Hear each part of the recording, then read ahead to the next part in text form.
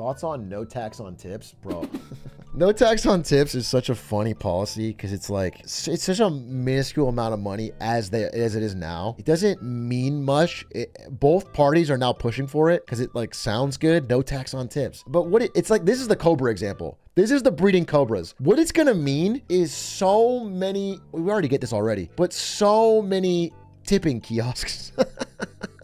So many tipping kiosks. And then they're gonna have to make up so many rules and stuff all the way it's gonna get abused. Because you can understand, like, imagine buying a car on Craigslist, right? And I give the guy 500 bucks from the car and then $8,000 tip. Do you understand? Or restaurants including mandatory gratuity, or just understand all the ways it can be abused, and they're gonna have to all close all those loopholes.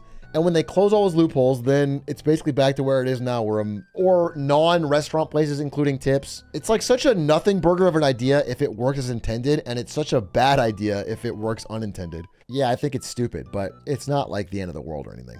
It's funny, like, it's also a really bad moment in time because, you know, 5 years ago, no tax on tips. You know, tips is a relatively well-defined construct, but in the past 5 years, tipping has gotten out of control, and people are already self-reporting how much they hate tips, how they're Giga Chad staring people in the eye and not tipping. Like, the whole social contract around tips has changed. People are fed up and raging about it, and so I don't know. It's only going to make that more exacerbated because now an employee wants tip income much more than they want normal income because there's no tax on it. So yeah, I think it's a bad idea, but they're both supporting it. So what am I going to do? They both are getting huge crowd cheers. It's not big enough deal for me to like make us think about it, but I don't think it's like a big win. What percentage? I have no idea.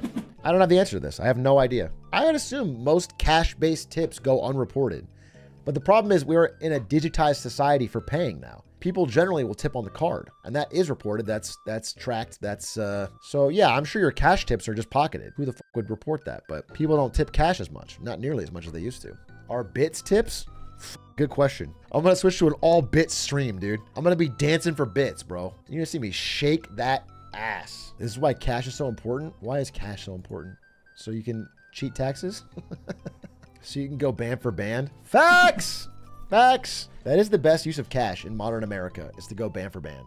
I have a few tattoo artist friends. Yeah, it's fine. It's fine. It's not a big enough deal to crack down on. I think it's crazy. If you're pulling in $1 million a year and you're doing it all via cash, taxless, then I guess we could talk, but I don't think anyone's doing it that big. And in general, when you're cash only, you lose some customers. So it's a trade-off. Some people won't go to your business if you don't have card because they don't carry cash on them. What's stopping someone from agreeing to it? Yeah, again, this is what they'll have to regulate. And it might just be only for the restaurant industry. It might be, but it's going to create all sorts of weird categorization errors. People are trying to classify things as tips so they can not pay taxes on it. But we'll see. It's not a huge deal. It's just like a kind of a stupid policy. Tipping your landlord. Dude, that would make tipping your landlord real. If it was unregulated, your landlord would be like, hey, your rent this month is only $100, smile. But I really, really need a tip. I need a tip for $1,300. And I, no, smiley face, spinning the iPad back around. $100 rent, smiley face. No way he thinks rent is $1,400. I thought your mom was nice, bro. I thought they cut you a break. I thought the basement was cheap. Trump was talking about his caddy as an example of someone who gets tipped. I work as a server. People start asking how much I'm taxed on tips. Really? People are interested? It's just taxed like income, right? It's not like separate. Is there a separate tip tax? I assume it's just taxed like income. The same as everything else. It's not taxed at all. Be cool.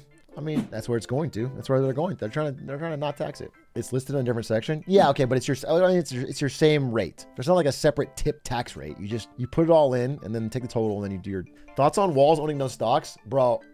Obviously, this is a good thing. You know, it's based that a politician comes out of nowhere and has no stocks, no investment portfolio, not tied to anything, not insider trading. But it is, to me, a little funny that a 60-year-old man is like this financially basic.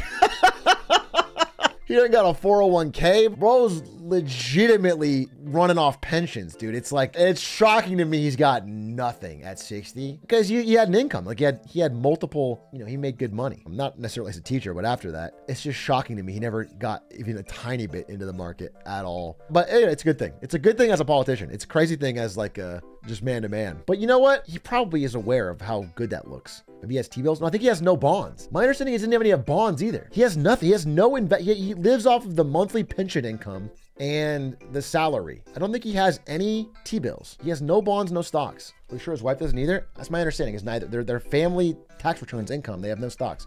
We can check. I mean, Tim Walz, he doesn't own any stocks or real estate. He owns no mutual funds, no bonds, no private equities, no other securities of any type. You know what I'm saying? At 60, that's a little wild from like just common, like what you would tell a normal 60-year-old teacher to have. But also, unlike most Americans, he has pensions because most pensions have been gutted. Almost no private companies have pensions. You have to have a government job to get a pension for anything nowadays. Anyway, it's definitely not a negative.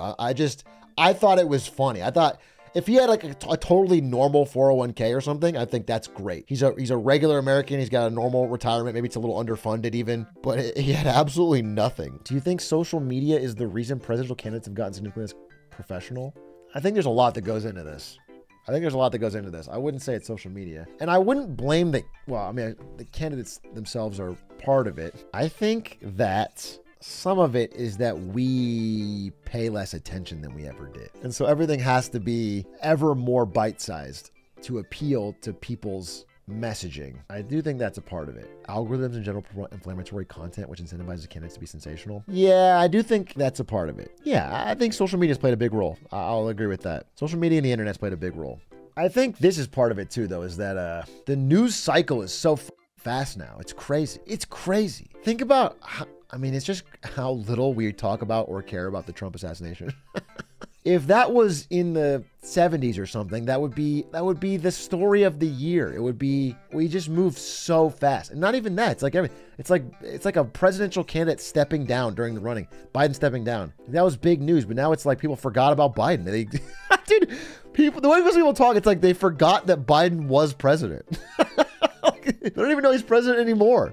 It's like we move so fast. And that's for a million other things. The news moves so quickly that people just can't sustain any anger or direction at anything. So it's difficult. Like before, there'd be so much pressure on the government after some kind of big event or scandal or something that they would have to do something. Usually something bad, something like too shoddy and rushed, but they would have to do something to respond, to show they're doing something. But now they can just wait a week and we just move on to something else. Isn't it just Zoomer attention span? Could be. I mean, I think our attention spans have taken a hit, but I don't think it's just Zoomer. I think it's everybody. I think it's all of society. We like news and we get deluged with it in response, but our brains can't actually process them. It's actually very difficult to, I encounter this all the time when I try to talk about things on stream. Every day there's 10 things I could talk about, but like to take the time to learn about them before I go live is a full-time job.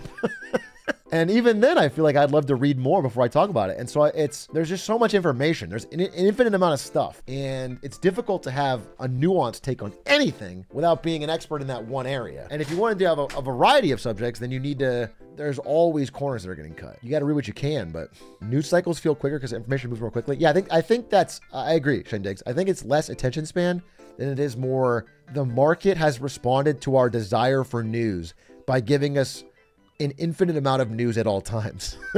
And anytime the news gets to the hard part where it's like, wait, I have to understand this. There's like nuance here. I have to learn it. There's something new. There's a new piece of news that's more interesting. A new shiny thing.